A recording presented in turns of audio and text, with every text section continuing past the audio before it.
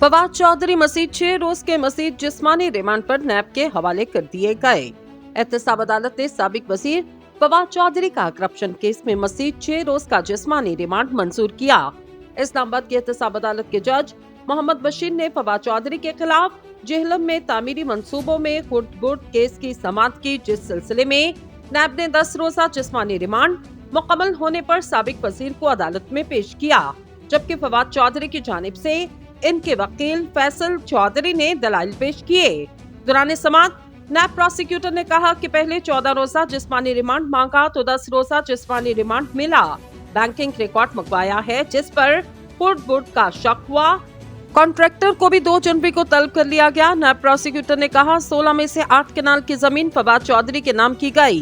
Contractor ने फवाद चौधरी के नाम 8 कनाल की जमीन की 2 जनवरी को तामीरी मंसूबों से मुंसलिक 2 अफराद को तलब किया। मुलजिम से मजीद तफ्तीश करने लिहाजा मजीद 10 रोज का जिस्मानी रिमांड दिया जाए ताकि तफ्तीश मुकम्मल की जा सके। अदालत ने नैब प्रोसिक्यूटर की जिस्मानी रिमांड की इस्तदा पर फैसला महफूज किया। एहतसाब अदालत ने कुछ देर बाद फैसला सुनाते हुए फवाद चौधरी का 6 रोज का जिस्मानी रिमांड मंजूर करके इन्हें नैब के हवाले किया।